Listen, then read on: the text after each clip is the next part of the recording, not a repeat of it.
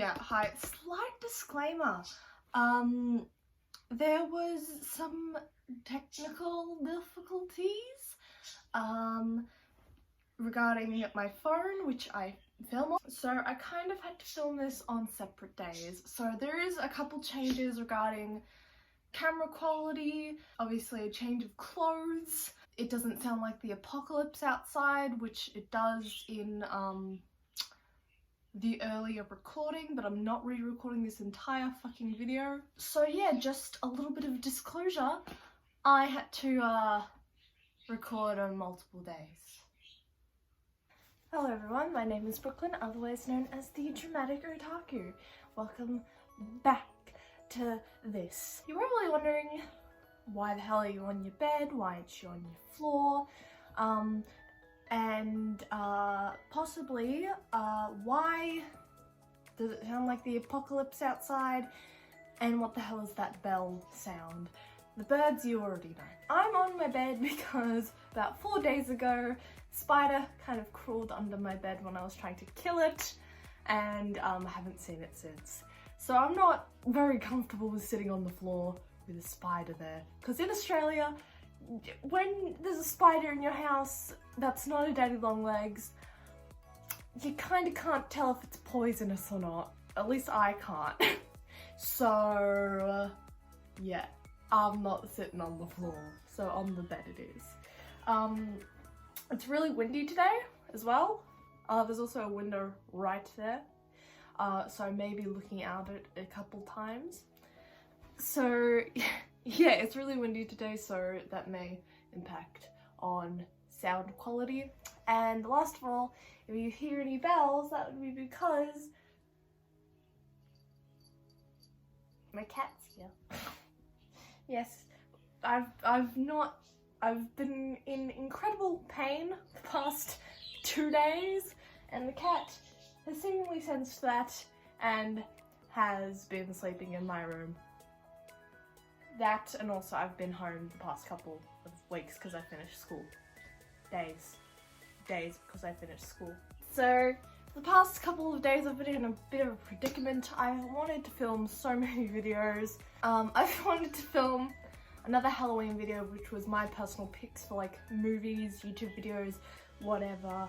But honestly, after I already did the K-pop video and like did the fake blood video, which I've been planning for months, I just went, nah.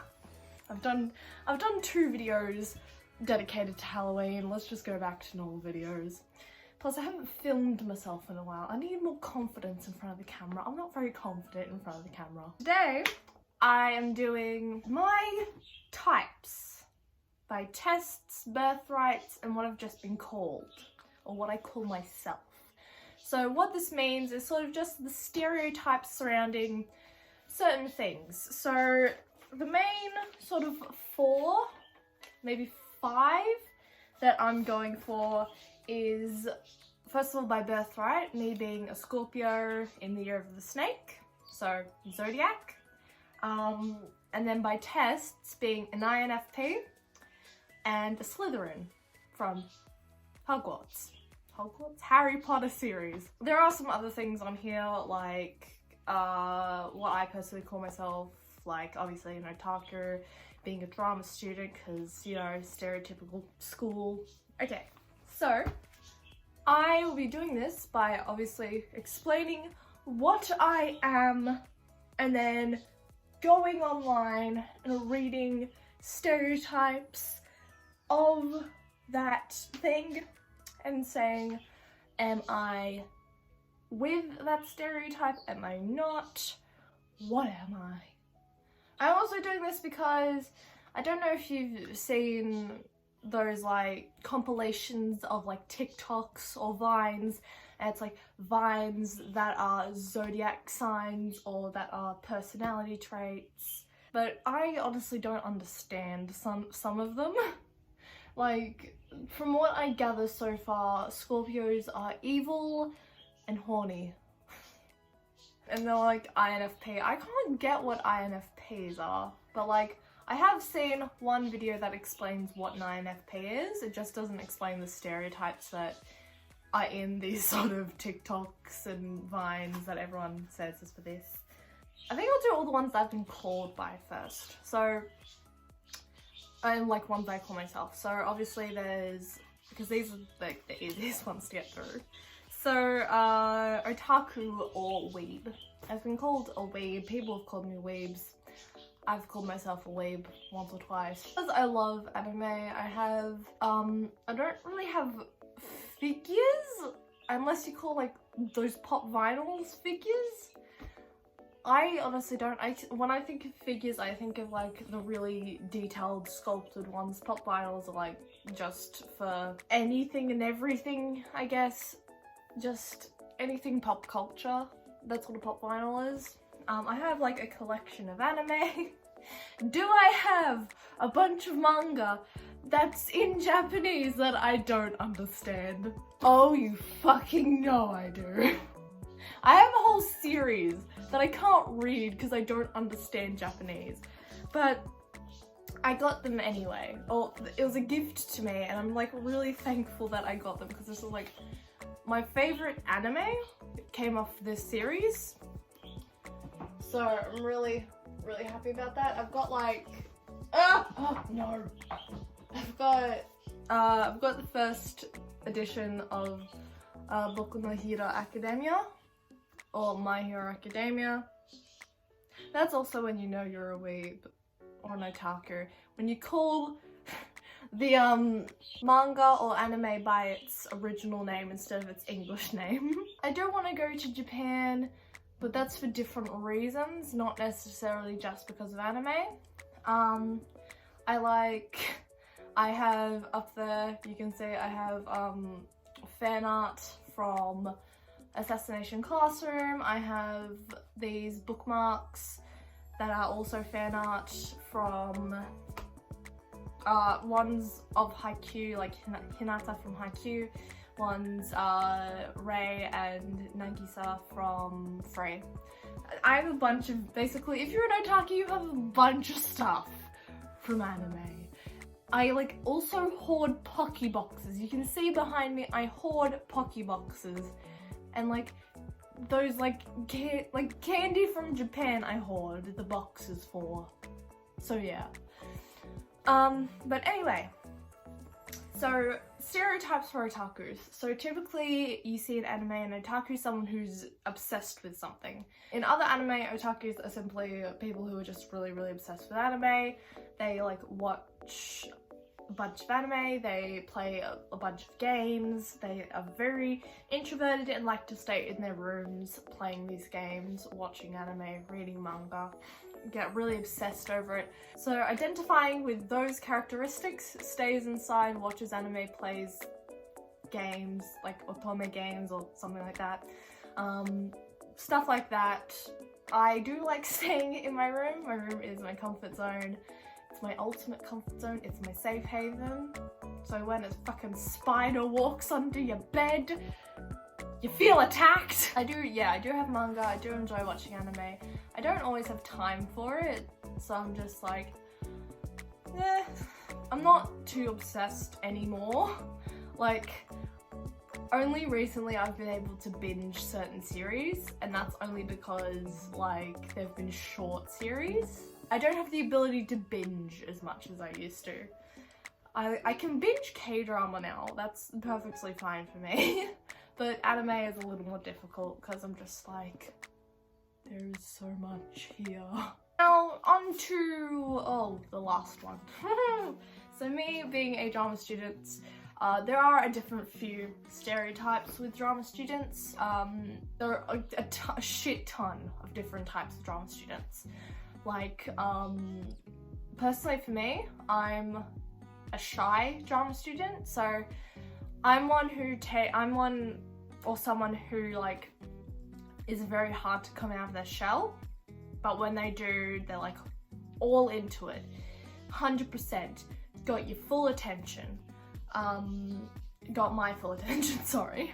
So yeah, I don't know, I'm sort of the one that you're just like, oh, she's kind of awkward in the corner, she's shy.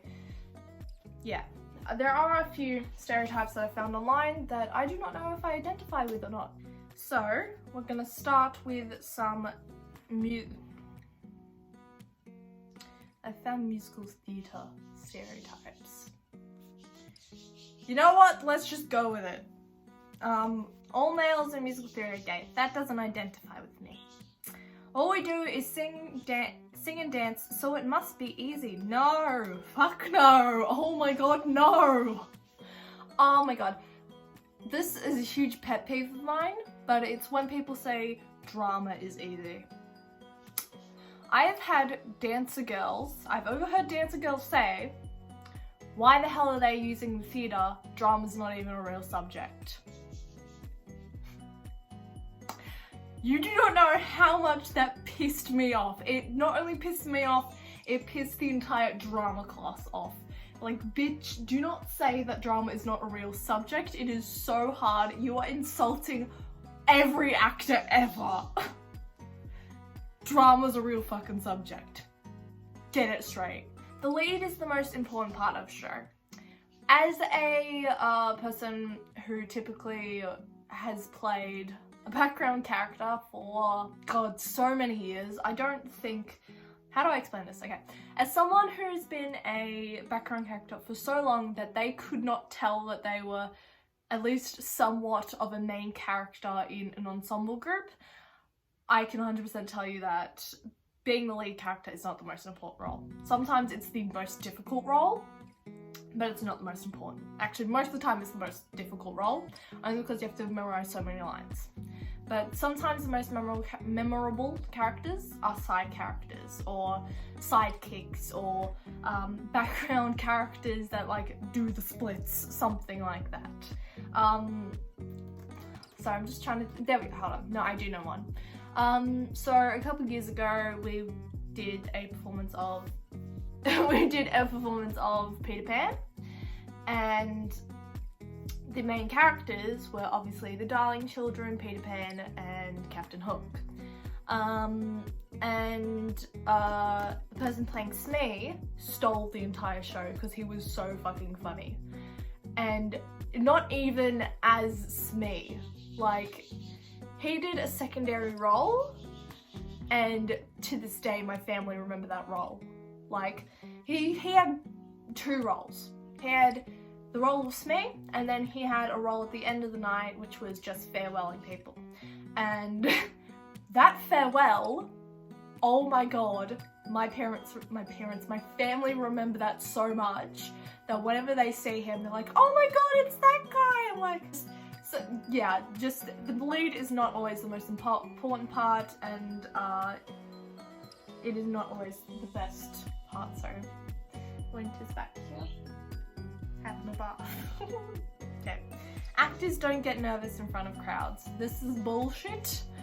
The more you do drama, I guess the more impervious you are to crowds, to like people, but you still get fucking nervous. You just go, oh god, what if I miss a line? What if I fuck up choreography? What if I fuck up like my slapstick routine? Stuff like that. Oh, divas.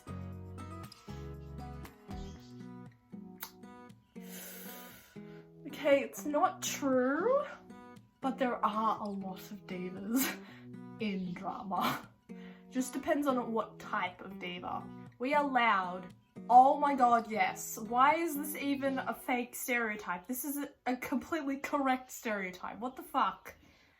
If you're not loud, you get loud. Oh my god, there are so many loud people in drama. Just don't. Why is that even we're not all loud? Bitch, we are. We are fucking loud. We may not be loud to like, by ourselves, but all together we are loud. When drama kids are in a group together, we are fucking loud, okay? Just because we're in our element, we're together, we squawk like fucking pelicans. We squawk like pelicans, okay? We spontaneously break into song. Yes! Yes! You do not know how many sing-alongs have started in drama because someone's hummed a tune or just said a line just because it's stuck in their head. and then the whole class sings along. Oh my god. I have never personally done it. I tend to sing musical songs by myself because I'm conscious about my voice. I personally do not like my singing voice.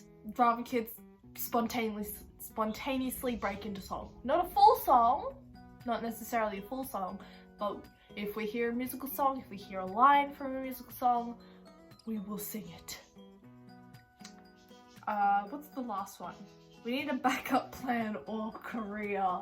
This is just art in general. Oh my god. So many. Okay, so when I first went into my arts school, someone, I can't remember who it was, just went, but what are you gonna do after school? Are you gonna be an actress? What are you gonna do instead? Are you gonna teach? Just people say you should be a teacher for this, or do you have a backup career? Do you want to do this instead? What are you gonna do if you can't be like an actress? And like, there are so many things you can do with acting that aren't acting. You can go ahead and do some sort of public speaking job. You can do so many different things. Just needing a backup plan or career, that's with any like thing, but with arts academies or arts people, arty people, creative people, most people just say, but are you really gonna make it? Yet sports kids, my kid's gonna be in the NFL. He's gonna be the next biggest AFL player. He's gonna win FIFA World Cup. There's a double standard here, folks. Okay, so on the next one, stereotypical drama student by staging a degree. These are just a bunch of quotes. So when will we be seeing you on EastEnders then? To be quite honest, I don't know what EastEnders is. But in Australia, it's probably something along the lines of, when will we be seeing you on Neighbours? Because everyone's on Neighbours. Everyone. Just if they're from Australia, they're on Neighbours. Just Margot Robbie was on Neighbours. She's like the most prominent example I can think of, but just everyone's on Neighbours.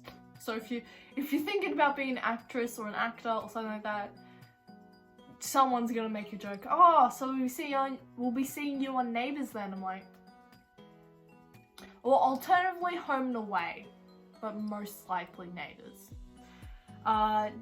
Do you like pretend to be a tree and stuff? Fucking don't joke about that. I feel attacked. In my drama class specifically, we've been told to physicalize so many things. At some point or other, we've probably been a tree. You're such a drama queen. Fuck yeah, I am. This is one that just my mom calls me. Like, yes, I am dramatic. Fuck off. Do you wish you were Elphaba? Not everybody wants to be a musical theatre kid. Not everybody wants to be a musical theatre kid. That's just all I'm gonna say. Would I like to be Elphaba if I wasn't so self-conscious in my voice? Sure. But I would also like to be on the musical. I was actually about to crack it then. My phone just stopped recording. And it's like, it's not full or anything, it just stopped. I was going to crack it. As I was saying before that stopped, I would like to be on the musical, like on the show Come From Away, because I just love that musical so much. We don't all want to be Elphaba. My phone dies again, I'm gonna crack it so hard. Crack it means I'll get angry. Okay, going on to types by tests. So I'm going to start with INFP. So if you do not know what this is, it's a thing called 16 personalities. I'll put the link to the test in the description. But my personality type is INFP. I think specifically I'm INFP-T, so INFP turbulent. A small introduction on an INFP, and this is directly from the 16 Personalities website. So INFP is the mediator personality. Mediator personalities are true idealists, always looking for a hint of good in even the worst of people and events, searching for ways to make things better. I'm not good at reading off a page, I'm really sorry. While they may be perceived as calm, reserved, or even shy, mediators have an inner flame and passion that can truly shine. Comprising of just 4% of the population, the risk of feeling misunderstood is unfortunately high for the mediator personality type. But when they find like-minded people to share their time with, the harmony they feel will be a fountain of joy and inspiration. I'm not going to say the rest of it. So people and characters who share the mediator personality type or an INFP personality type: J.R.R. Tolkien, William Shakespeare, Bjork, Alicia Keys, Tom Hiddleston, Julia Roberts, Frodo Baggins from Lord of the Rings, Amélie Poulain from Amélie. I love that movie, so I'm very, very happy that I've got the same personality type as her. Anne from Anne of Green Gables, Sybil Branson from Downton Abbey, Lance Sweets from Bones. I love Bones so much. I'm very happy that I've got Lance Sweets as the same personality type as me. So let's just go strengths and weaknesses. So mediator strength: idealistic, seek and value harmony, open-minded and flexible, very creative, passionate and energetic, dedicated and hardworking. Weaknesses: too idealistic, too altruistic. So they see themselves as sometimes as selfish, impractical, yes. Dislike dealing with data, yes. Takes things personally and difficult to get to know. Yes, I am a very private person. I'm not going to read all of these. I think just strengths and weaknesses were good enough.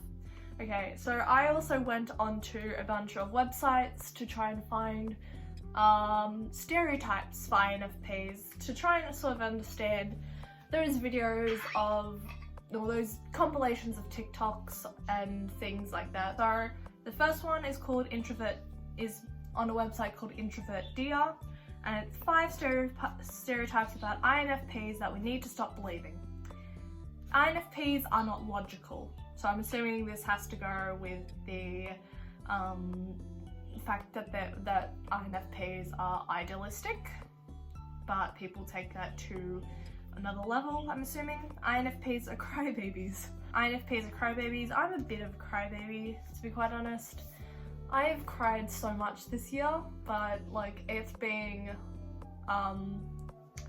year 12, I'm assuming that's understandable. I'm a bit of a stress head as well, so if I get too stressed, I tend to cry, so INFPs live in a fantasy world and are indifferent to reality. This one I do sometimes live in a bit of a fantasy world, but indifferent to reality, no. I panic so much when like they have news about like at the start of the year when they were talking about there's only like 12 years left until global warming is irreversible. I'm just like, I was panicking. Sometimes I even still panic a little bit. I was just mentally not okay. INFPs lack motivation. It depends on what subject. Next website, to hopefully understand stereotype. Okay, so this was called Personality Cafe. It is a forum, and this is about INFP stereotypes. So, crybabies, emos, suffers from PTSD, non-logical, romantic, accepting of others, dramatic, loners, socially deprived, was bullied in school. Crybabies, a little bit. Emos, I had a phase, not so much now. Suffers from PTSD, sometimes, not really. Non-logical. I think for the most part, I am somewhat logical. I'm not the most logical, but yeah, I'm kind of logical. Romantic. I think I'm a bit of a romantic. Accepting of others, yes. Dramatic, fuck yes. Loner, I don't know. I'm a bit in between for being a loner. Socially deprived, don't know what that is. Emotionally unstable, kind of. Innocent, depends on the definition of innocent. Quiet, when you first meet me, I'm shy and quiet and like reserved. When you get to know me, I'm like this, I'm loud. Non-confrontational, aren't most people? Daydreamer, fuck yes. Weirdo, hell yes. Hopeless romantic, I guess so. Perfectionist, a little bit. Idealist, yeah. Can't handle criticism, fuck you. That's a joke. Don't share their pain, yes. That is actually true, but I think that's just a human quality. Not a lot of people that I know tend to share their emotions. Oh, that's all my INFP stuff, okay. So, from that, I can say that some of the stereotypes are just a little bit broad. There are things I definitely can agree with. Some things are just a little bit over the top that I'm just like, not really. But again, I think all INFPs are different. That's why there's INFP turbulent and the other one. Okay, moving on to the next one, which is Hogwarts House from Pottermore. I am a Slytherin. And for those who don't know, there's like a new test for Pottermore and there was an old test. I personally took the old test and I'm personally going to stick with the old test. So I am a Slytherin. Associated traits, now this is straight from the Pottermore wiki. Slytherins associated with cunning, ambition and the tendency to look after their own. Slytherin has produced its share of dark witches and wizards, but members are not afraid to admit it. Slytherins are always striving to be the best, something they have in common with Ravenclaws. However, Slytherins will never leave their own behind. Okay. Read this if you're a Slytherin. Why Slytherin is the best Hogwarts house. Now, personally, as a Slytherin, I actually think that Hufflepuffs are the best. I've also like seen a bunch of posts online about Hufflepuffs and I'm just like, oh, they're such a cute house. I totally want to be friends with a Hufflepuff. I say this, yet I have a story. So there's this girl who doesn't really like me and she's a Hufflepuff. Hufflepuff. And like she's I think she's like a real big Potterhead, whatever. And a couple weeks ago, so she doesn't like me to the point where she typically does not acknowledge me or talk to me. And this changed in like the last 2 weeks of school because like it's the last 2 weeks of school. We're gonna let things go. So she started acknowledging me again.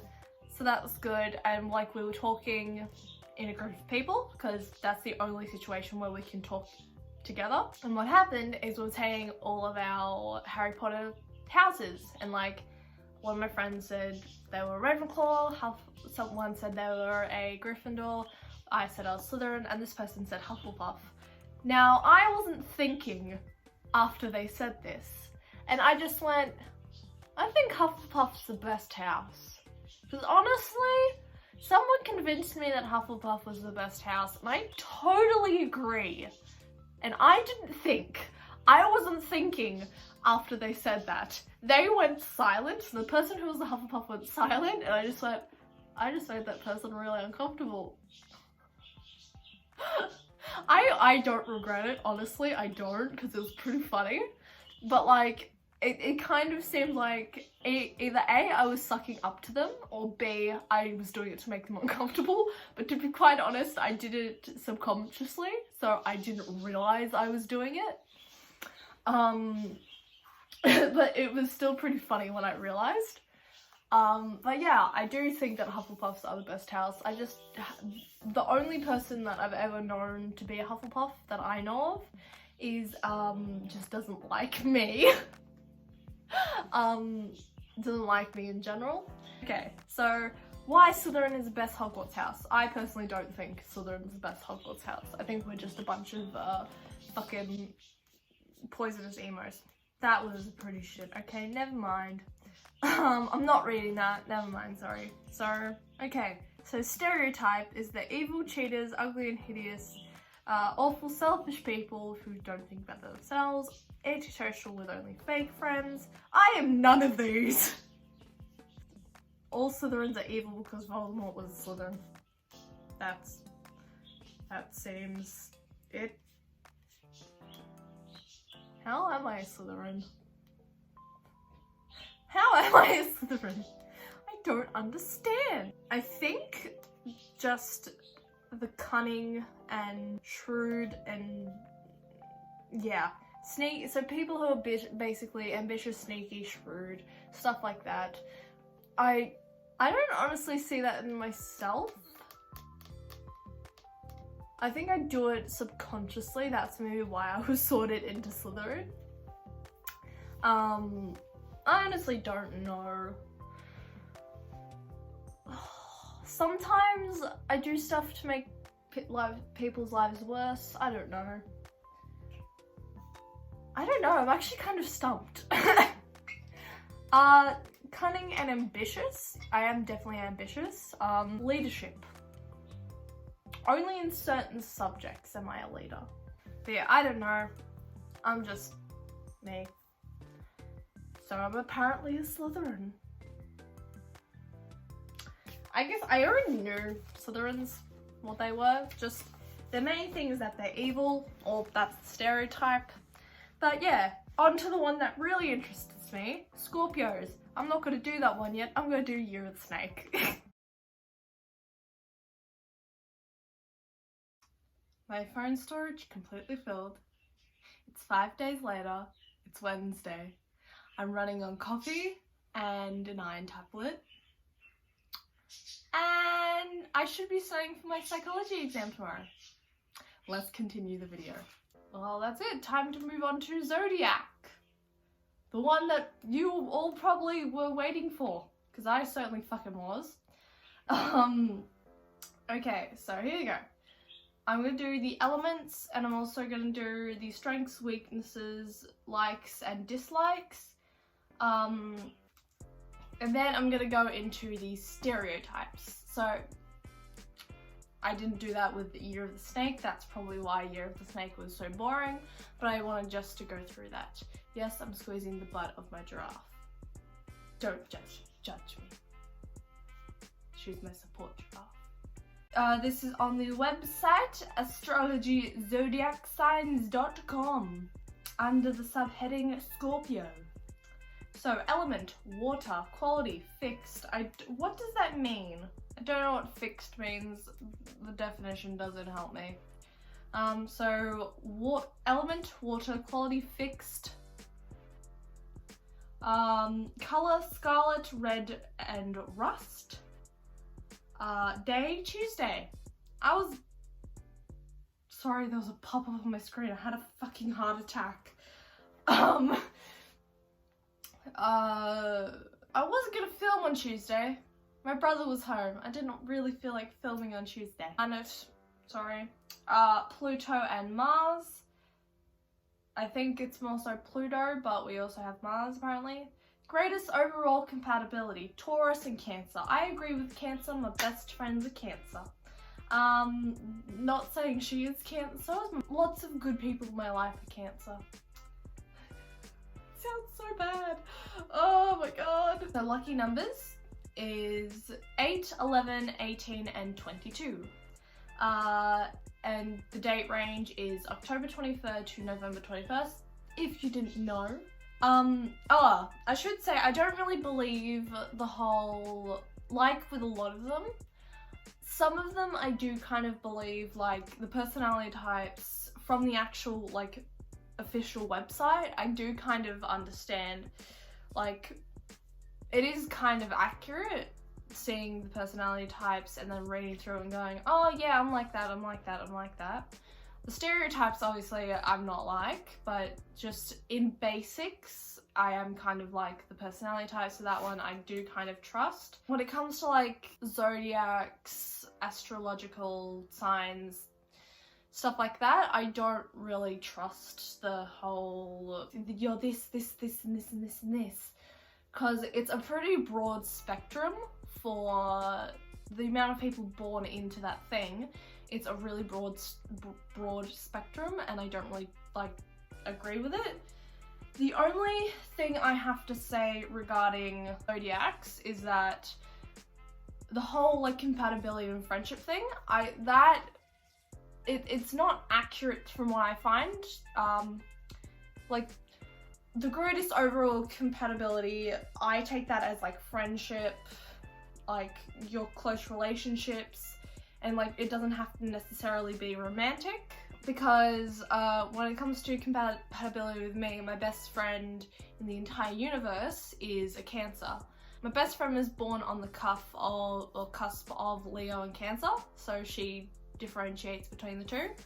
I don't remember which one she like as, just because she's born in that cusp. So she goes between the two, but right now I'm just using an example that she's a Cancer. So I guess I've got good compatibility with them. Another thing with like compatibility with me, with people of certain star signs, is Sagittarius. Now I don't know why, but if I have a friend who's a Sagittarius, over the course of time, I tend to lose that friend. And I'll tell you the two stories. So I had this childhood friend, and we used to be really, really close. And as time sort of went on, we just drifted apart. And then the other Sagittarius, who's like my friend, but we're like no longer friends anymore, is this girl from school. We were friends for 4-ish years, and then something really, really minuscule happened, and she didn't talk to me for 2 years. So that sort of ended like that. So I find it really weird that I'm like really compatible. I have like really close relationships with people who are under the Cancer star sign, while on the other side I tend to lose friends who are under the Sagittarius star sign. That's probably the only thing related to Zodiac, and I'm assuming that's just a huge fucking coincidence. That's sort of the only thing I believe from that. So, strengths and weaknesses of a Scorpio. So we're apparently resourceful, brave, passionate, stubborn, fuck yeah, stubborn, a true friend. Weaknesses: distrusting, jealous, secretive, and violent. Oh, am I violent? Scorpio likes truth, facts, being right. Fuck yes, I like being right. I like being smug and being right. Long-time friends, yes, I love my bestie in the entire world, my Cancer girl. I love you, babes. Teasing, a grand passion. I don't understand what a grand passion means. I'm assuming that means like the thing you like more than everything else. I'm sort of divided on that because I like a lot of things. I like a bunch of stuff. Dislikes dishonesty, revealing secrets, and passive people. I'm a bit of a passive person myself, so I hate myself, clearly. Oh my god. So, 21 Secrets by Zodiac Fire, 21 Secrets of the Scorpio Personality. Scorpios are intense and full of passion. So we're very intense. Scorpios are clever and can't be fooled so easily. I disagree. For some certain things, I'm pretty clueless. Scorpio has trust issues and can be highly suspicious of everything. That feels like it's under the broad spectrum.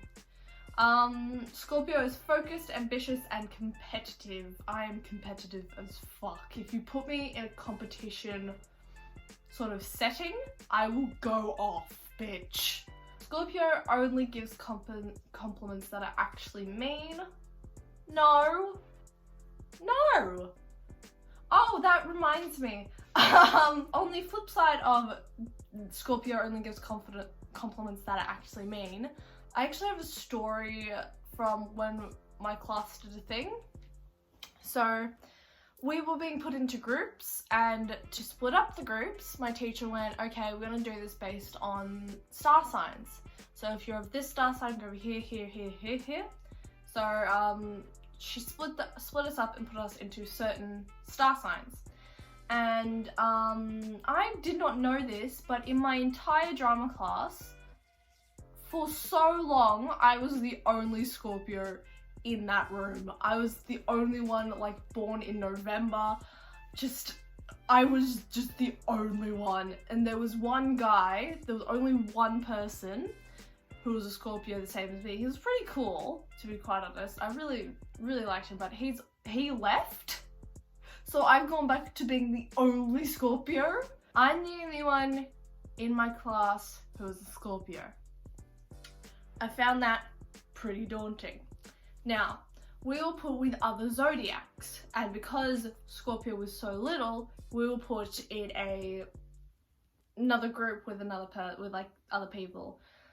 I don't remember which group of people it was. All I know is it wasn't Virgo, because I know one person who is Virgo and they were not in my group.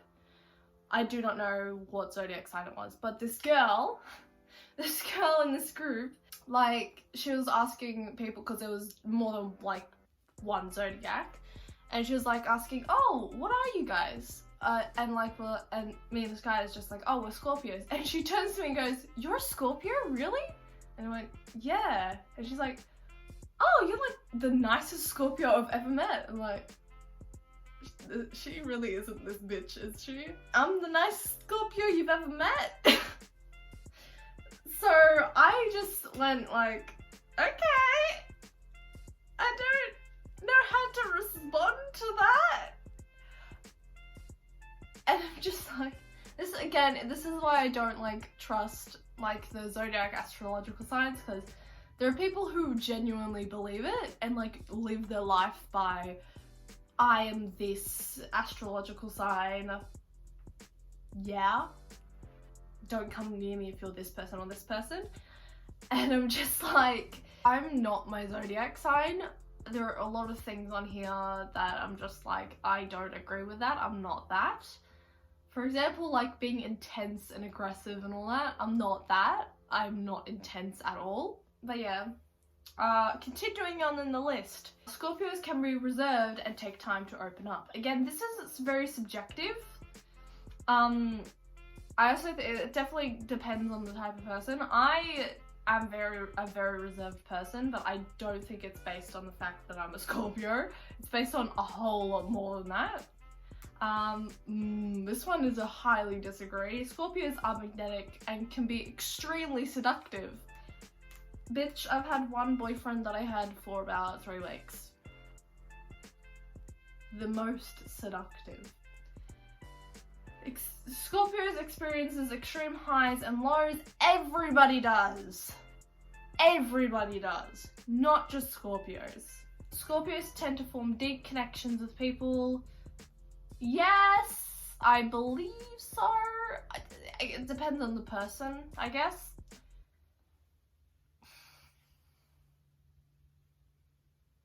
A lot of these are just personality traits that can be for anyone. I do not forgive or forget. I often intimidate people. No, I'm extremely loving. I'm like a puppy. I have strong opinions. I do not receive criticism well. What was the other one? Right, this is the INFP stereotype where INFPs do not handle criticism well. Apparently Scorpios and INFPs are very similar in their stereotypes. No wonder I'm both. Let's go on Urban Dictionary. Apparently Scorpios are the best. They're very sexual. And they're apparently badasses. Or badasses. I like to think that most of these were written by Scorpio, and ironically, one of them says they have an unbiased opinion. I would like to think not. Urban Dictionary, you failed me, bitch. I think that's where I'm just gonna leave this video. There's not much left. I am gonna do another Zodiac video surrounding, you know, those Zodiac signs and the Tumblr equivalent. So thank you so much for watching. And just to recap over the stereotypes that I've gone through today, the past 2 days. Slytherins, evil. INFPs, they're emotional crybabies, emotional wrecks, and we've got their heads in the clouds. Scorpios are sexual, apparently badasses, and get very jealous very easily, so they're very, very intense. Drama kids, flamboyant as fuck. So thank you for watching, and I'll see you all in the next video. Bye!